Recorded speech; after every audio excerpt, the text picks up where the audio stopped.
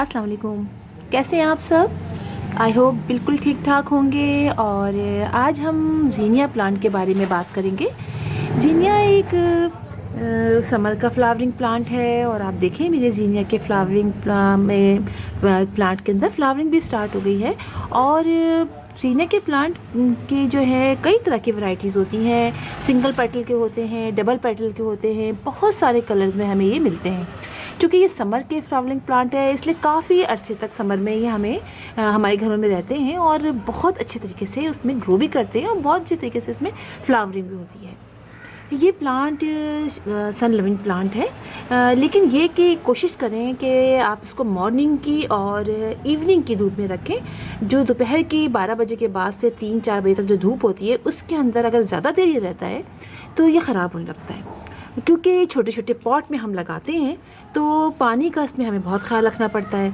और अगर हम इसको इस टाइम की धूप में रखते हैं और पानी डालना भूल जाएं तो ये हमारा प्लांट जलने लग जाता है। तो इससे बेहतर ये होता है कि हम मॉर्निंग की और इवनिंग की धूप में रखें तो इसके अंदर बहुत अच्छे तरीके से फ्लावरिंग होती रहती है। इसकी मिट्टी की अगर हम बात करें तो हमें इसकी मिट्टी बहुत अच्छी और वेल्डेन यानी होनी चाहिए। बालू मिट्टी यानी रिवर सैंड इसके लिए बहुत अच्छी है। जो आप इसके लिए पॉट तैयार कीजिए तो उसके अंदर आप 50% सैंड लीजिए, 25% आप सैंड का मतलब बालू मिट्टी, और 25% गोबर की खाद और 25% जो भी आप कंपोस्ट वगैरह डालना चाहें। और काफ़ी रिच सॉइल इसके लिए बनाइए ताकि जब प्लांट आप इसमें लगाएं तो वो तेज़ी से ग्रो करे और उसके अंदर फ्लावर्स ज़्यादा आएँ।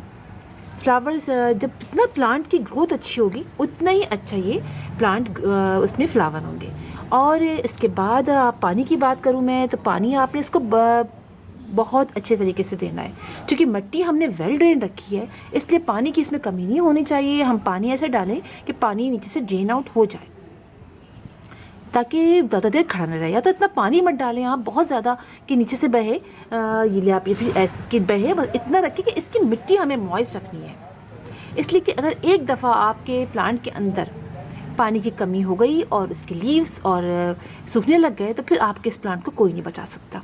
इसलिए कि पानी की कमी को बर्दाश्त नहीं करता, इसलिए इसकी मिट्टी को आपने मॉइस्ट रखना है। अगर दिन में 3 दफ़ा भी आपने पानी डालना पड़े अपने पॉट्स में तो आप 3 दफ़ा पानी डालिए। इसलिए कि जब आप पानी डाल के कमी करते हैं तो इसके जो लीव्स जो फ्लावर्स हैं ना ये सूखने शुरू हो जाते हैं। अगर हम कमी नहीं करते तो आपको बहुत अच्छे तक ये फ्लावर्स जो है हमें देखने को मिलते हैं। और एक बात और भी मैं आपको बताऊं कि हर 15 डेज़ बाद आप इसमें फर्टिलाइज़र जो लिक्विड फर्टिलाइज़र आप डालिए। ये प्लांट जो है इसके अंदर मैंने NPK डाला है। वैसे मैं अपने प्लांट्स के अंदर NPK नहीं डालती हूँ, लेकिन मैंने नोट किया है कि जब मैं इस फ्लावर प्लांट के अंदर NPK नहीं डालती तो इसके लीव्स बहुत छोटे छोटे हो जाते हैं। लेकिन जब मैं NPK डालती हूँ हर 15 डेज़ बाद या 10 डेज़ बाद लिक्विड फर्टिलाइज़र, जब छोटे थे तो मैं लिक्विड फर्टिलाइज़र डालती थी, यानी मैंने उसमें डाला। लेकिन जब ये बड़े हो गए तो 3-4 दाने मैं इसमें डाल देती हूँ हर 15 डेज़ बाद। आप चेक करते रहिए, 5-6 छोटे छोटे जो दाने होते हैं वो डाल दीजिए साइड में, करीब में डालिए। अगर साइड में डाल दें तो उससे होता ये है कि ये प्लांट की ग्रोथ अच्छी होती है। और गोबर की खाद तो खैर हमने इसमें डाल ही दी थी, तो इस तरीके से इसकी ग्रोथ बहुत अच्छी होती है। और एक बात बहुत इम्पॉर्टेंट जो आपने याद रखनी है कि कोई भी फ्लावर थोड़ा सा सूखने लगे आपने उसको फुली सूखने नहीं देना है। ड्राई होने लगे आपने फ़ौरन उसको तोड़ देना है। जितना ज़्यादा आप तोड़ेंगे उतनी ज़्यादा इसके अंदर फ्लावरिंग होगी और ये बुशी से बुशी होता चला जाता है।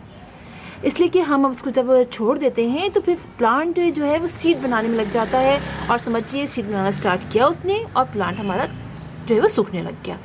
तो अक्सर ऐसा होता है कि हम इसको छोड़ देते हैं तो ये लंबा सा प्लांट हो जाता है। वैसे ये फ्लावर निकला, मैंने उसको छोड़ दिया, बहुत दिनों बाद कट किया, काफ़ी सूख गया, फिर ये निकला, इसको मैंने छोड़ा, तो फिर प्लांट में वो बुशी नहीं बनता है। तो आप जो है उसको बुशी रखिए। तो इसके लिए आप इसको जल्दी जल्दी कट कीजिए। जितना कट करेंगे उतना आपका प्लांट बुशी होगा। और ज़मीन में लगाते हैं तो उसमें भी यही होता है। ज़मीन में तो आप जहाँ भी लगा दें, जो समझिए आप उसके अंदर लगाते हैं ज़मीन में तो फिर सनलाइट में भी लगा देते हैं तो वो ज़मीन में से पानी एब्जॉर्ब करता रहता है। लेकिन जब पॉट में लगाते हैं तो पॉट बहुत छोटे होते हैं हमारे और वो इतना बर्दाश्त नहीं करते। ये मेरे 8 इंच के पॉट हैं और इसमें लगे हैं। मैं इसको बड़े में लगा दूंगी, लेकिन ज़रा ये बड़ा हो जाए तो सोचिए फिर लगाऊंगी। अभी तो छोटे छोटे से हैं, अभी तो फ्लावरिंग स्टार्ट हुई है इसके अंदर। अच्छा, मैंने बात इसकी भी कर ली और मैंने बात की आपसे, इसके सीड जो हैं वो अभी जो मेरे बके जो हैं वो बहुत छोटे छोटे से हैं, सीड लगा दिए मैंने, अभी छोटे छोटे से निकले हैं, लेकिन इनके अंदर फ्लावरिंग पहले स्टार्ट हो गई है। ये मैं पनीरियाँ लाई थी छोटी छोटी सी नर्सरी से, 3 ही पौधे लाई थी इसलिए कि मैंने बाकी तो मेरे अभी मैंने सीड लगाने थे, तो मैंने अब इसके अंदर देखे इतनी अच्छे से ग्रोथ स्टार्ट हो गई है, फ्लावर आने लग गए हैं। तो नर्सरी वाले पहले ही लगा लेते हैं, लेकिन हम लोग जो है वो केयर नहीं कर पाते, सर्दियों में हमें अंदाज़ा नहीं होता, तो हम फरवरी में ही लगाते हैं सीड्स। तो फिर हमारे अप्रैल मई तक में मई जून तक में उसमें फ्लावरिंग स्टार्ट होती है। तो अब देखिए मेरे जो बाकी फ्लावर्स हैं जो मैंने लगाए हुए हैं उनमें भी अब मेरा ख्याल है 2 महीने बाद ही, 1.5-2 महीने बाद ही फ्लावरिंग स्टार्ट होगी। तो नर्सरी वाले लगा लेते हैं, हमें थोड़ी सी प्रॉब्लम होती है, लेकिन ट्राई ज़रूर करना चाहिए कि हम इसको किस तरह लगाएं कि जैसे ही मार्च स्टार्ट हो हमें भी फ्लावर ऐसे मिल जाएँ। तो ये बात है। और अगर आपको स्प्रे करना हो तो आप नीम ऑयल का स्प्रे कीजिए, और कोई स्प्रे करने की ज़रूरत नहीं है। अगर आपको लगे कि इसके अंदर कीड़े वगैरह लग गए हैं तो नीम ऑयल का स्प्रे बेस्ट है।